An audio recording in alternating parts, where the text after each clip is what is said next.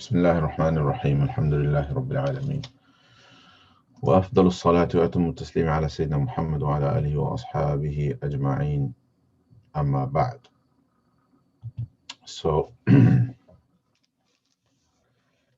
go straight into the text inshallah, but because we're kind of continuing an existing theme, I'll give you a quick recap.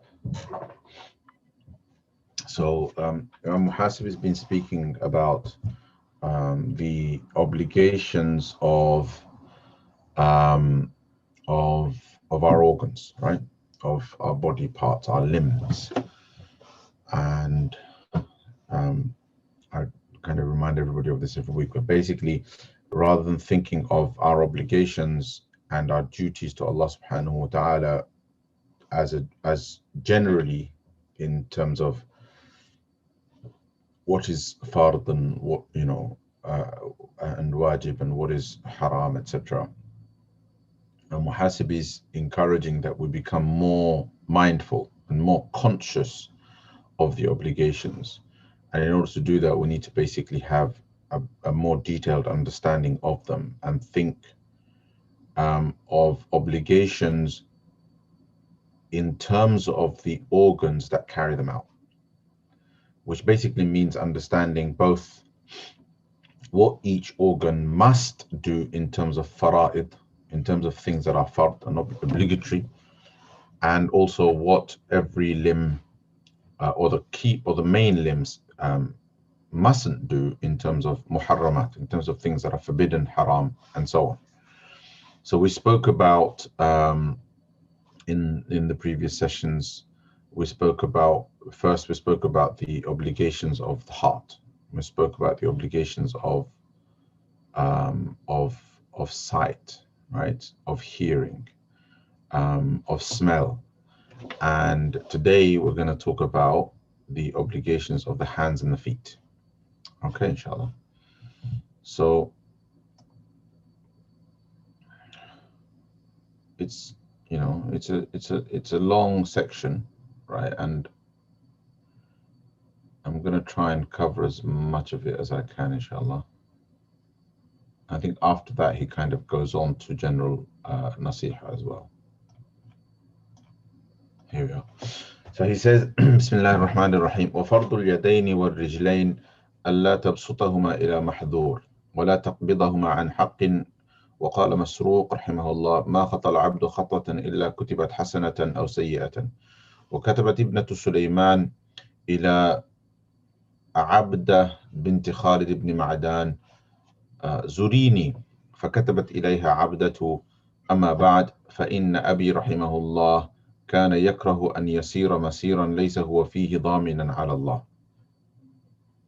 أو يأكل طعاما إذا سئل عنه يوم القيامة لم يكن عنده فيه مخرج، وقد كرهت في ذلك ما كره أبي والسلام عليك.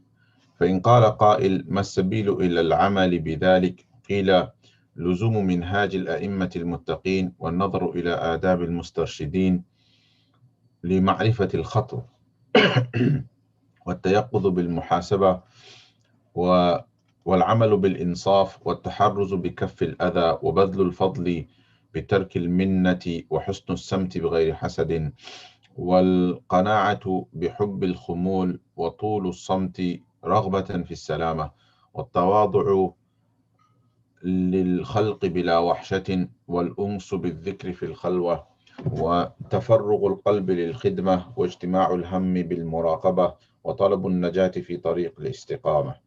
قال الله عز وجل إن الذين قالوا ربنا الله ثم استقاموا فلا خوف عليهم ولا هم يحزنون. وقال سفيان بن عبد الله الثقفي يا رسول الله حدثني بأمر أعتصم به، قال قل آمنت بالله ثم استقم. وقال عمر بن الخطاب رضي الله تعالى عنه استقاموا لله بطاعته ولم يروغوا روغان الثعالب.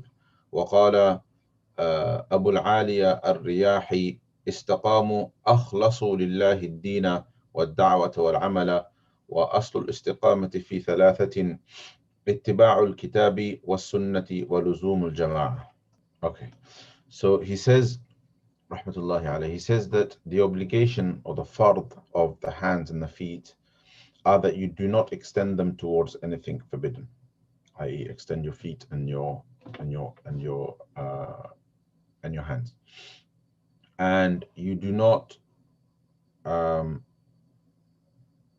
you do not restrain them or hold them back from truth, from anything that is good, basically. And haqqin implies something that is in accordance with the truth, i.e., in accordance with the Sharia, or something that is good. So لا تقبضهما عن حق. So you don't. So he's using the opposites of bast and qabd. So you don't stretch them out and extend them towards something that is prohibited, and you don't hold them back and withdraw them from something that is haqq, i.e., something that is of the truth, i.e., something that is permissible or good. And Masruq, rahimahullah, a famous scholar and pious person from the Salaf, he says, no servant has walked a step except that either a good deed or a bad deed has been written.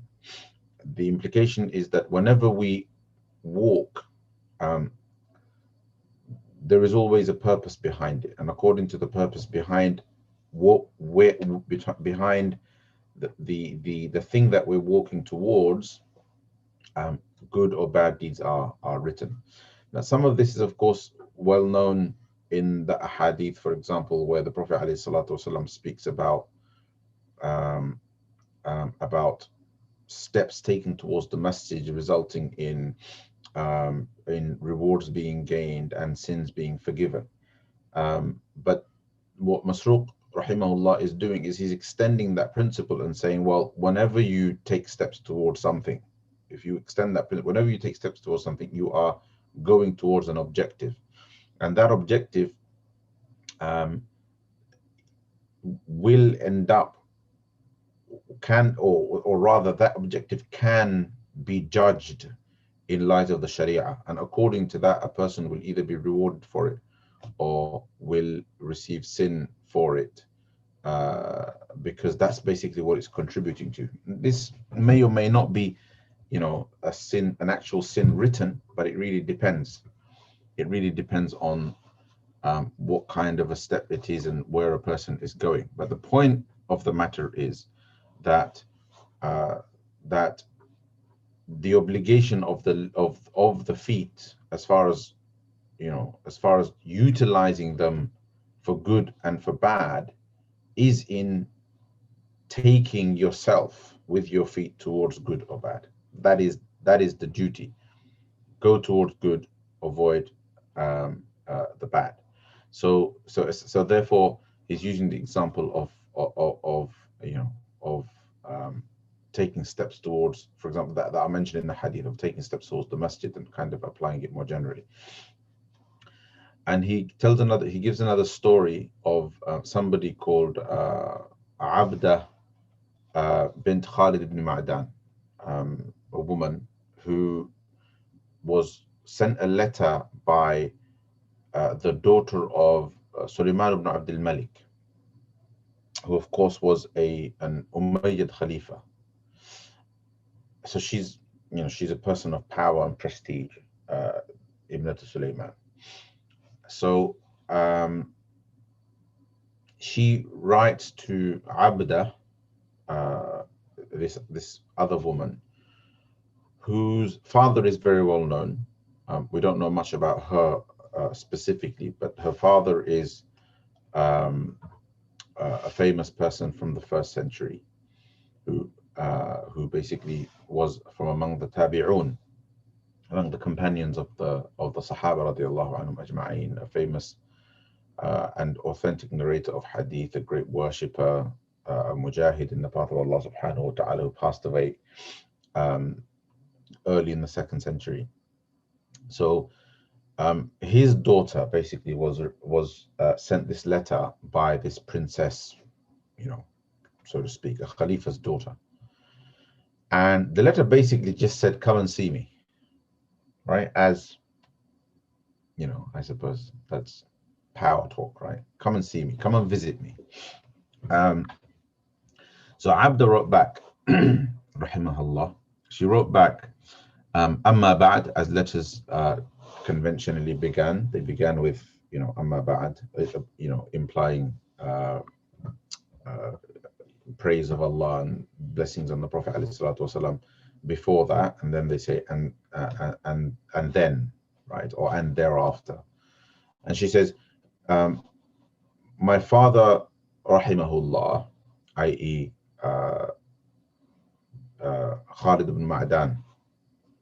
So she says, my father, rahimahullah, used to dislike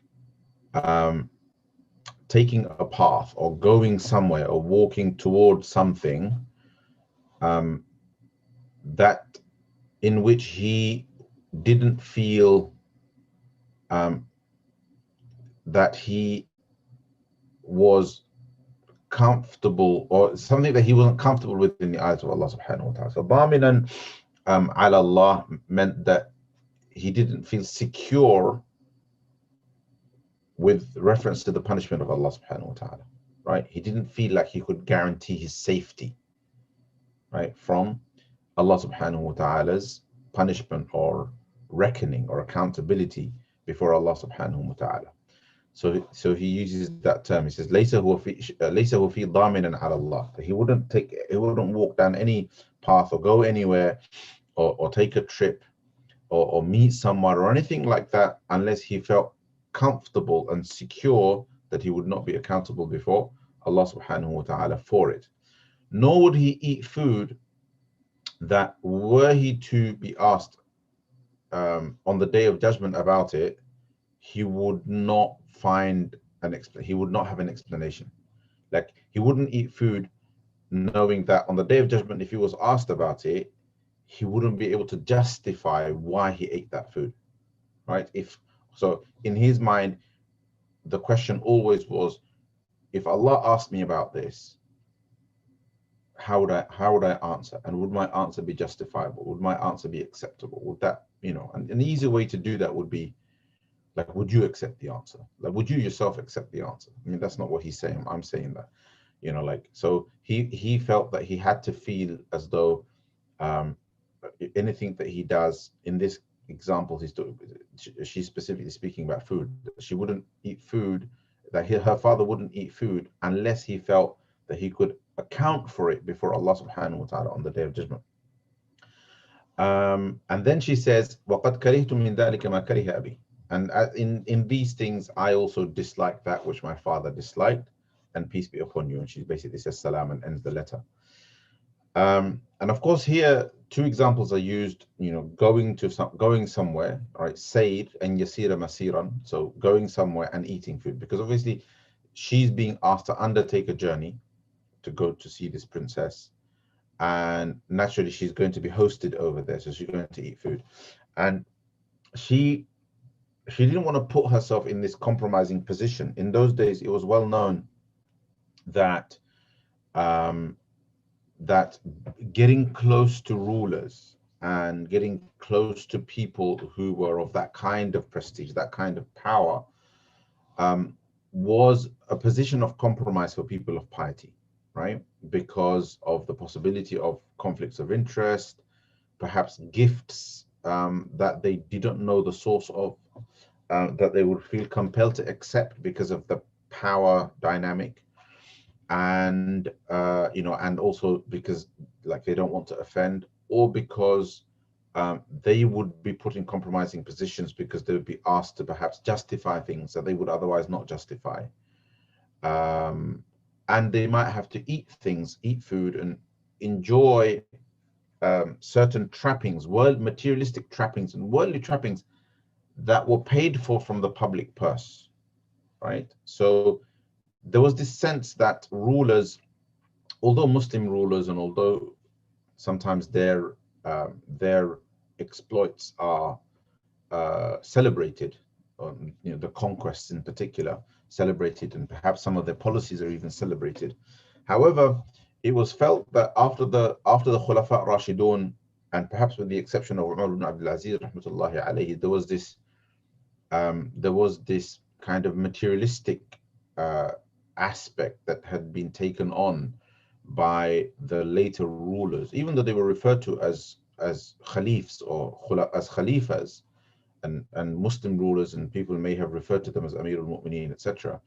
And they may have achieved a lot, but there was this sense that the example and the kind of example that was left by the Khulafa Rashidun was lost with later rulers. And of course, this was something that famously the Prophet ﷺ had actually predicted, and because of that, there was this tension between the pious and the rulers. And when the pious did go, and pious people did go to the rulers, they felt there was this discomfort about it, and they felt that they had to kind of tread carefully, and so on.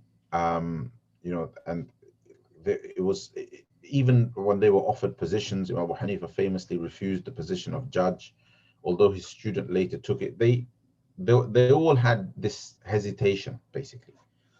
And Abda, rahimahullah, following her father's example, the example of Khalid ibn Ma'dan, is following that same thing. And obviously here, a woman of power is calling upon her to come and visit her.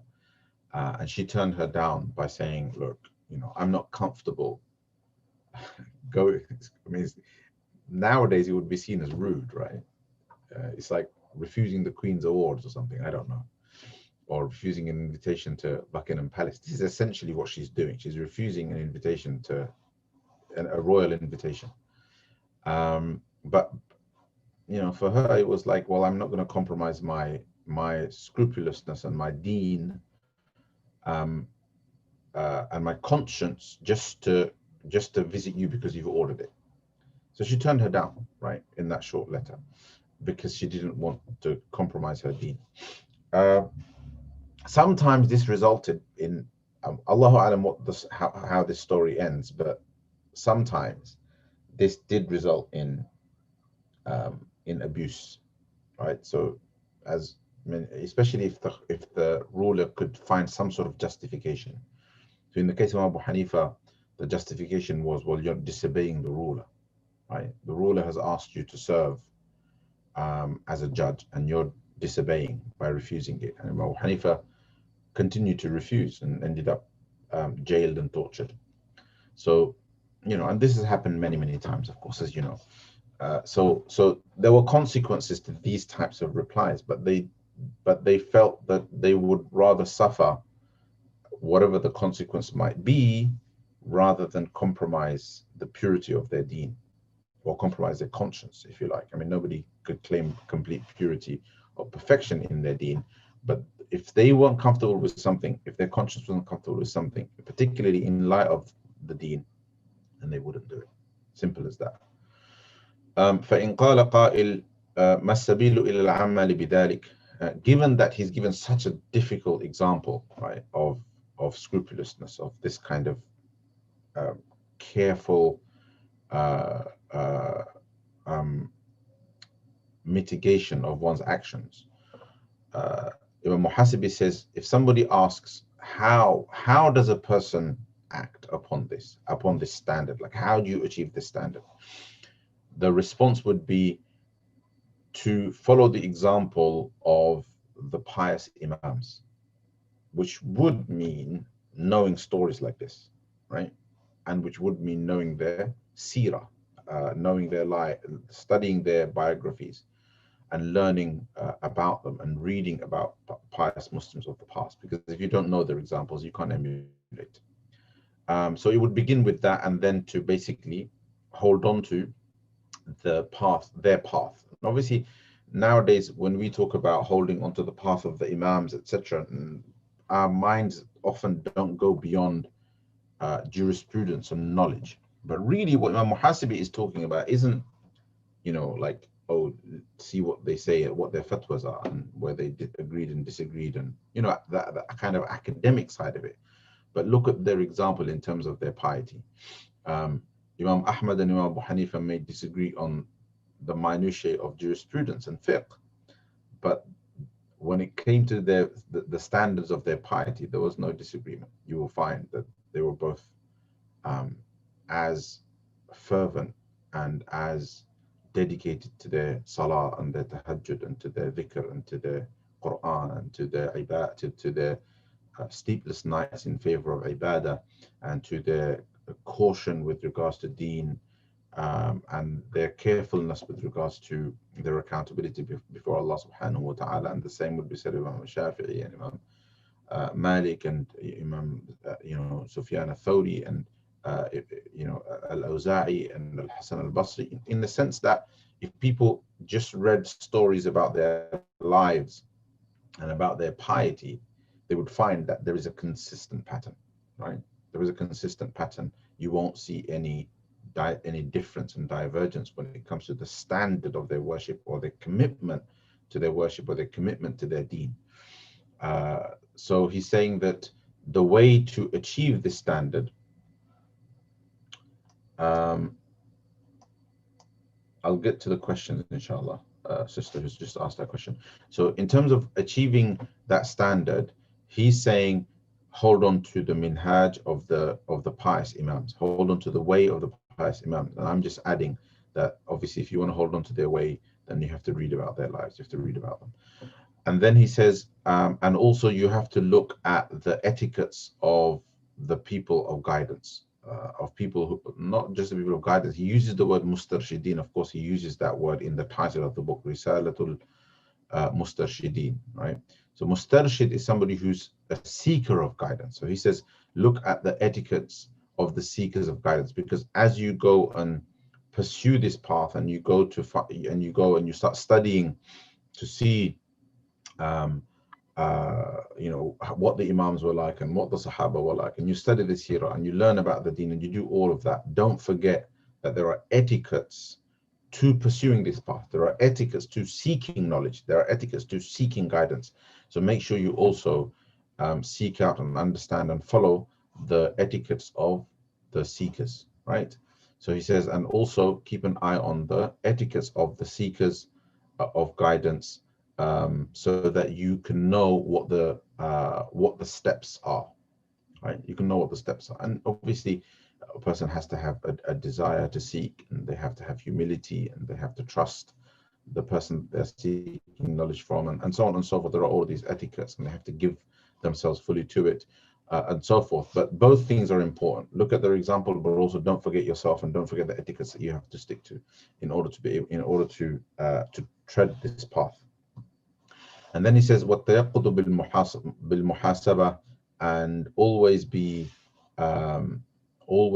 mindful and alert to accountability. Always ask yourself, how am I going to answer to Allah subhanahu wa ta'ala, right? Always think about your accountability before your Lord. So وَالتَّيَقُّضُ بِالْمُحَاسَبَةِ, always being awake and alert to the fact that you are going to be accountable.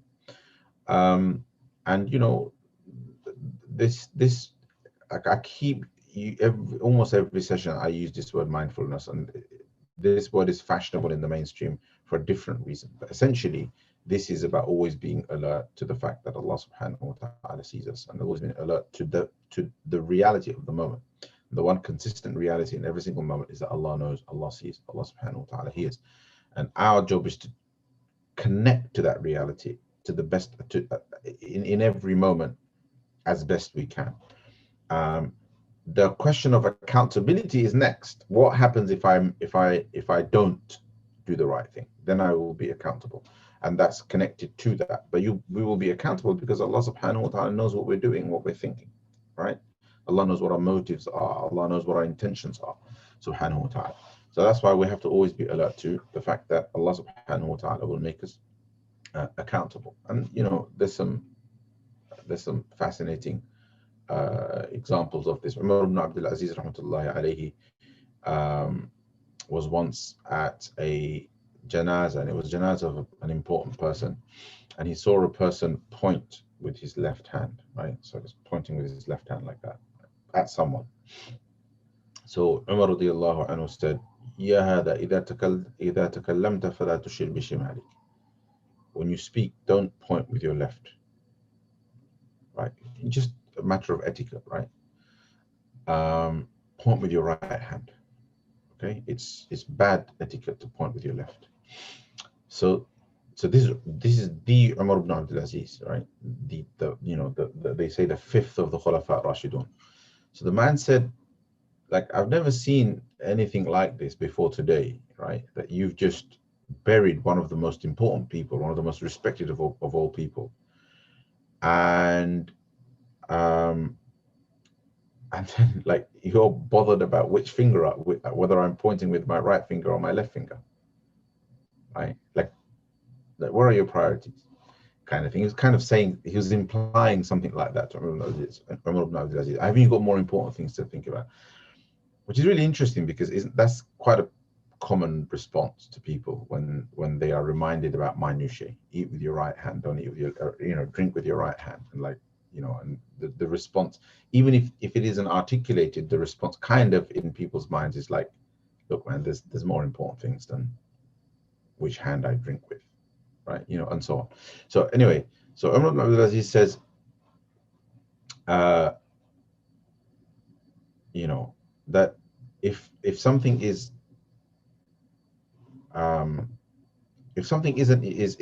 to Allah subhanahu wa ta'ala, right, then don't turn away from it. If something is important to Allah subhanahu wa ta'ala, then don't turn away from it, right? Or if it's unimportant to Allah subhanahu wa ta'ala, then you can neglect it. But these things are not unimportant, because at the end of the day, it's these are things that are pleasing to Allah subhanahu wa ta'ala, and if they're pleasing to Allah subhanahu wa ta'ala, then they are not unimportant.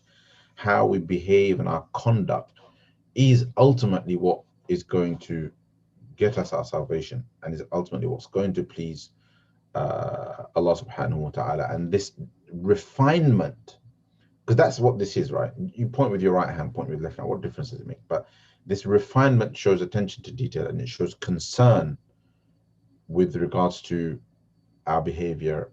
And it's not an obsession. People might think this is an obsession, but it's really about finding as many ways as possible to better ourselves, provided that we're doing it for the sake of Allah subhanahu wa ta'ala. If a person is doing it for the sake of Allah subhanahu wa ta'ala, why would they strive less? They would always try to strive more. Okay. And the man then, thanked Umar ibn Abdul Aziz rahmatullahi alayhi. Anyway, so to continue on, he goes on to provide some valuable nasiha now with regards to our actions. He says, and in order to achieve this standard, along with what's already been mentioned, he said, in order to achieve this standard, act according to justice, right? Act according to justice. And this sounds easy, right? Who doesn't know justice? Who doesn't know who doesn't know about being fair and being just? But just as easy as it may appear in theory, it's easy to neglect in equal measure. Because the one thing that human beings struggle with is conflict of interest. We struggle with conflict of interest, and our ideas of justice go out of the window as soon as it conflicts with something else. And when I say conflict of interest, I don't just mean like a financial interest. I mean, like, it goes against your friend, right? Or it goes against you. It goes against it goes against your idea of loyalty towards somebody. So suddenly, in order to protect someone who you're loyal to, or who's beloved to you, who you're close to, etc., etc., suddenly, a lie is justified, and suddenly it's okay to bend the truth or hide the truth. It's okay to to conceal something, or put somebody else in the lurch, get someone else in trouble. So these are all forms of what's the opposite of justice? The opposite of justice is injustice. When people don't act just, it results in an injustice, right? Which is a darkness on the day of judgment. So, and Allah describes people of injustice as zalimeen, right? Wallahu la yuhibbu zalimeen. Allah subhanahu wa ta'ala does not like unjust people. If we cannot do justice, then necessarily we end up contributing to injustice. So he says, if you want to meet that standard, then act according to justice, right? And there's so many, like, manifestations of that, like for simple things like parents treat your children equally, don't have favorites, for example. Teachers, no favoritism with your students. It's justice. Because what's the opposite? You act with favoritism towards a student or a group of students, you are by necessity neglecting others. You are by necessity, even if you find a way to balance that out and you give them the attention, the fact that this lot, you look upon a group favorably, a child favorably, you speak of that child favorably in comparison to others, makes those others feel unequal, and it makes them, it psychologically weakens them, and that psychological weakening harms them, harms their education, and so on and so forth. So justice, injustice. On the one, you couldn't do justice, it immediately results in an injustice. You can't do justice if you act with favoritism towards one of your own children, right, your own flesh and blood, it will result in psychological harm to the other child without your, even though that's not what you intended to do. You just feel a greater affinity to one child. But if you make that manifest in a way that the other child knows it, then it will result in some form of harm, which is an injustice. Which is why, like, at least you've got to act in a way that all of your children know, or every child in your class knows, or the people around you know, that you have tried your best. You try your best to treat all of them equally. You try your best to ensure that there is no favoritism, so that if ever it appears as though you have a natural, perhaps, love towards one of them, then it would be understood as just part of your humanity.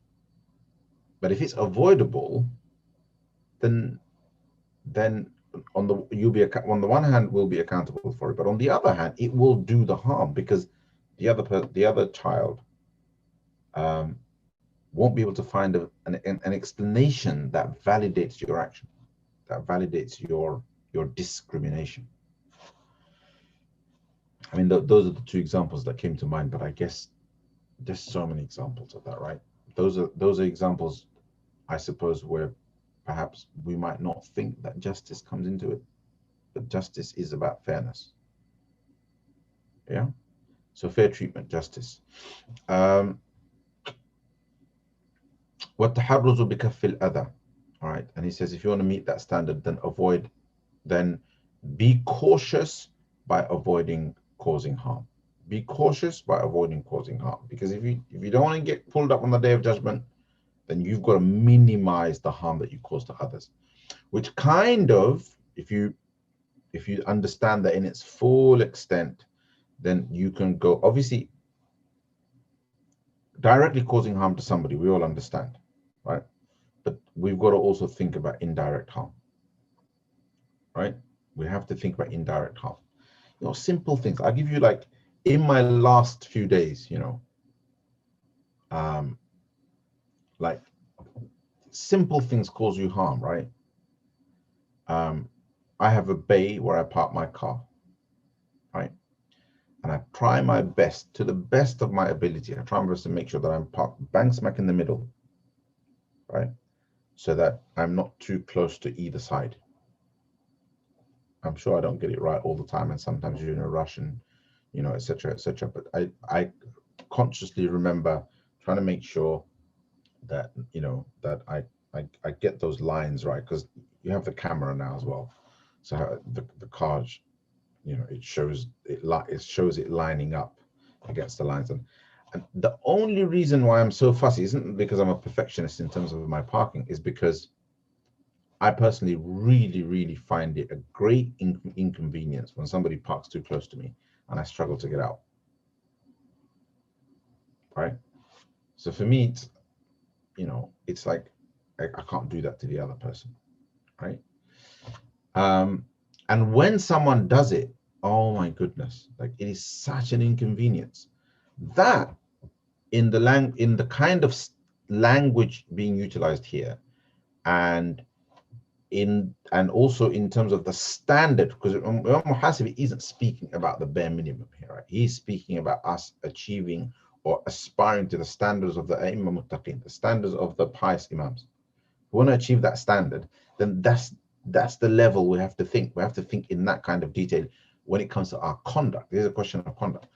And if you think about it, just apply it to yourself, right? When somebody doesn't throw their bin into the bin, right? You know, when you take your bin out, and people don't throw their bin bags into the into the big bin, how do you feel about it, right? Somebody leaves it out. So we have a bin nowadays. You have bin rooms, don't you? So you have a bin room, right? And everybody carries their bins out, you know, kind of, and goes in there and chucks it away. And sometimes people leave it outside, or they drop something and they don't pick it up.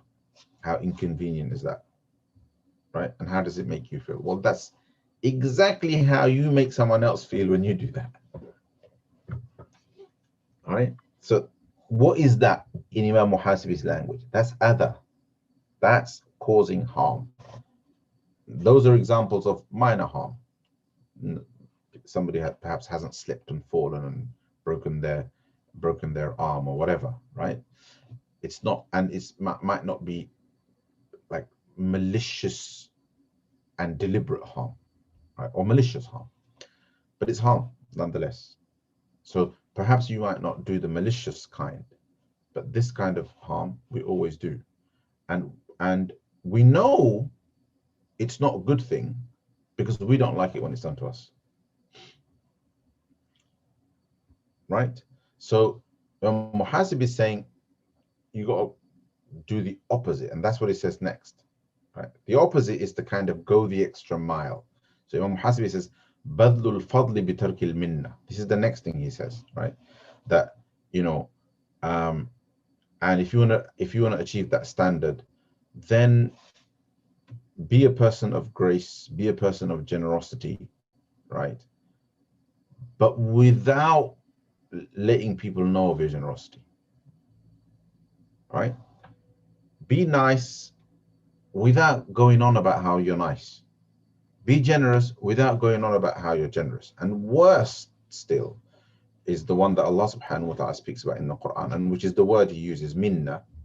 Minna is when you do a favor to somebody and remind them of that favor, right? So, you know, you give somebody a simple something. I'm trying to deliberately use really kind of small examples, right? So you give somebody a lift, all right, and then at a time of their inconvenience, they can't give you a lift. So you say, well, I gave you a lift, right? Or something along those lines, right? Somebody, a common example that I have seen a lot in people is when they help the poor that they know. So poor relatives are helped out back home, and then they're constantly made to feel indebted. They're constantly made to feel indebted because you did that to them, right? So, you know, you paid for their daughter's wedding, and then you're constantly made to feel indebted. When you go back home, when your family goes back home, they're there kind of, you know, scurrying around you, seeing you, and there's an expectation that they're going to do that to you, not because they're trying to return the favor out of the goodness of their heart, but because you've expected that of them, right? And that expectation comes from talk. It comes from constantly reminding of favor. So he says, it isn't just good enough to be generous. It's not good enough to be gracious, right? It isn't good enough to act compassionately by giving. You have to also abandon mentioning it and reminding people of it. All right. Then he says, and also not reminding the person that you've been generous to. Don't talk about it with others, right? Don't talk about it with others, particularly if there's no context for it, right? Oh, nowadays people, there's this thing about selling yourself, right? You know, a lot of social etiquette nowadays is about presenting yourself well, not behaving well, not acting according to a certain standard or conducting yourself according to a standard, but talking yourself up. That is That's society. That's what people do now, right? Everyone talks about themselves. I'm this kind of person. I'm that kind of person. I'm not this kind of person. I'm not that kind of person. Well, just let's just be. There's no need to talk about it, right? So he says, وَحُسْنُ السَّمْتِ بِغَيْرِ حَسَدٍ, and have a good countenance, right? Have a good attitude. Have a good attitude towards people, and have it without any kind of jealousy, right? You know, and you know, husnul samt is when you're not like when you're not so you're not so concerned about what other people are doing. It's you kind of sticking to yourself, that kind of thing. There's a pleasant countenance and a generous countenance, etc., etc. And he says, make sure that no jealousy is mixed into that, right? So, you know, if you can develop an attitude whereby it doesn't seem like you're constantly looking at what other people have, or trying to, if you manage to do that, then make sure that there is no jealousy inside either, right? You're not constantly looking at what they've got. Yeah, as really, and like I often find myself struggling to teach that to my children, right? You know, they see something on the screen and they're like, oh, look at that person, he's got such a nice car, etc., etc. Envy, a kind of innocent envy, is okay, right? But it very, very quickly leads to jealousy, because that person that they're seeing or they're observing, or that person who drives by in a nice car, they don't know them, right? But then that seed very, very quickly takes root, and it turns into jealousy, and then that they subject people that they know to that jealousy, right? You know, other children, and that's exactly what then eventually adults do. And it's our job as parents to try to constantly cut that weed, right? That's growing in people, in the hearts of children, and nurture and, you know, have those conversations to make sure that they don't become like that. وَالْقَنَاعَةُ بِحُبِّ الْخُمُولِ, really interesting quality. He says, and try to achieve contentment.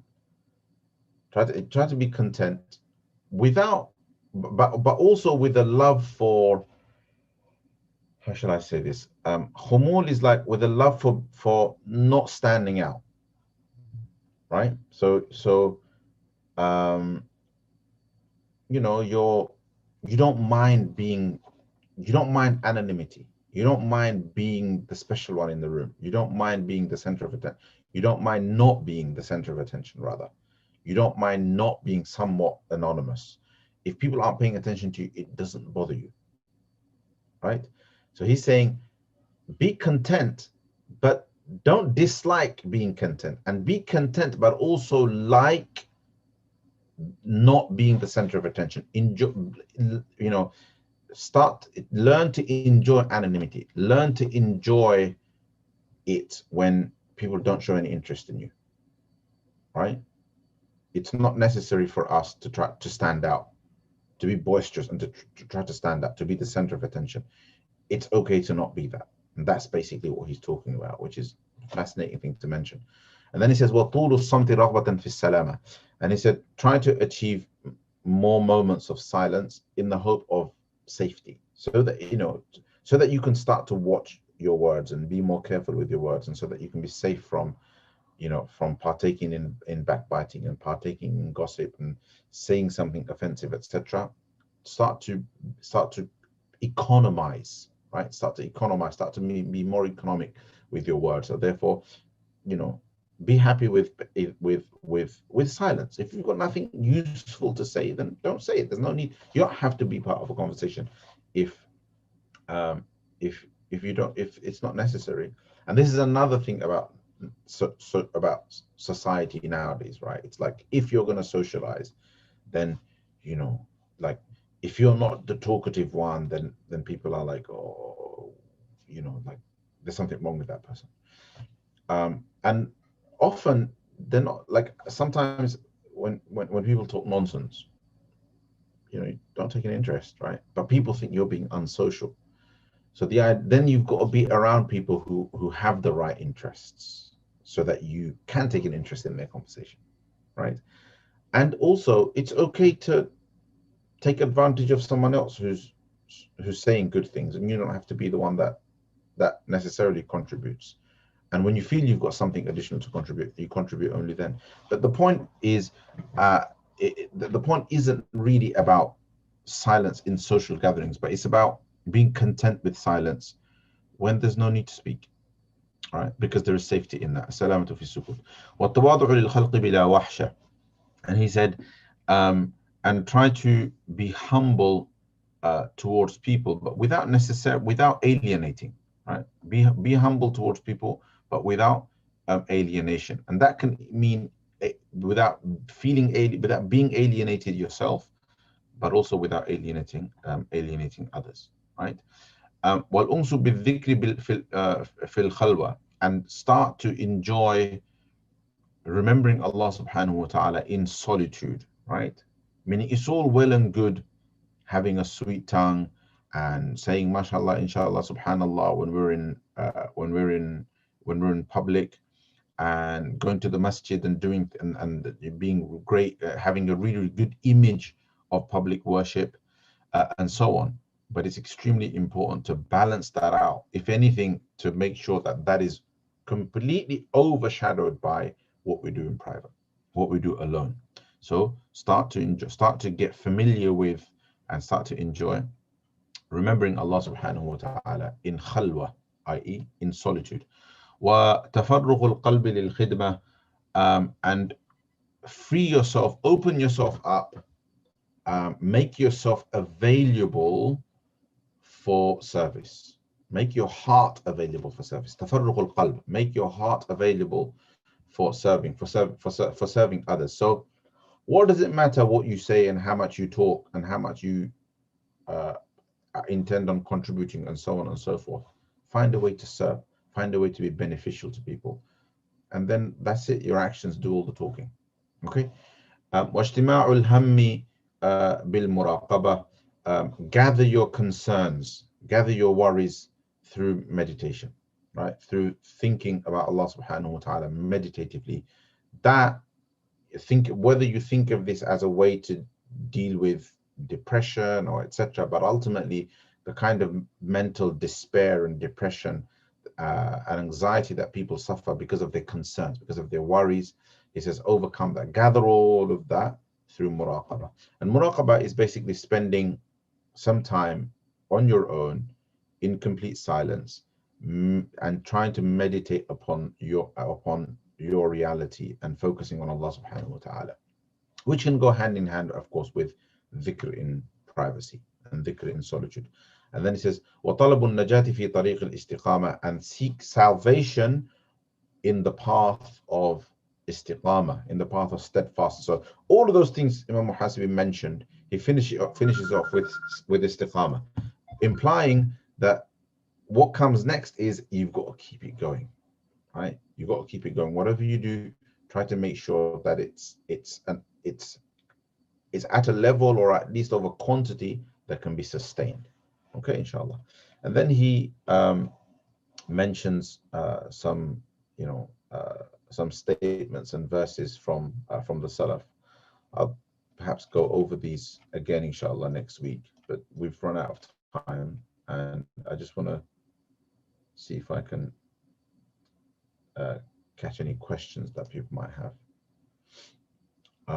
So if you have any questions, you can post them now for a few, and I'll answer some questions for a few minutes. So there was one question: what resources would you recommend for diving deeper into such stories? So this is with reference to what I said about studying the lives of the people of the past. So Imam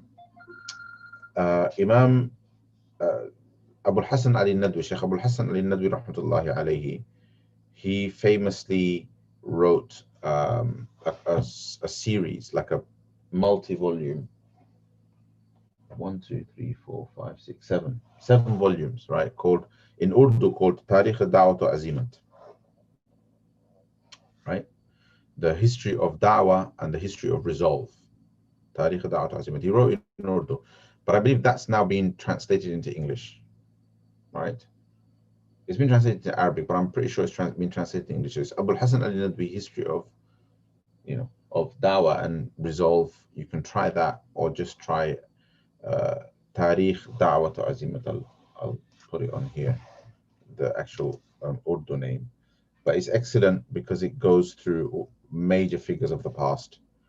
And then a lot of these people, their biographies are written separately. I mentioned his book because you know, it's a collection, right? Because it's lots of people. So let me write that in here, inshallah, and then I'll put it on the YouTube. Tarikh Da'wat Azimat, yeah.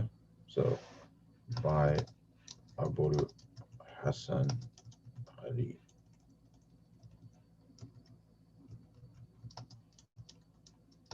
Nadwi.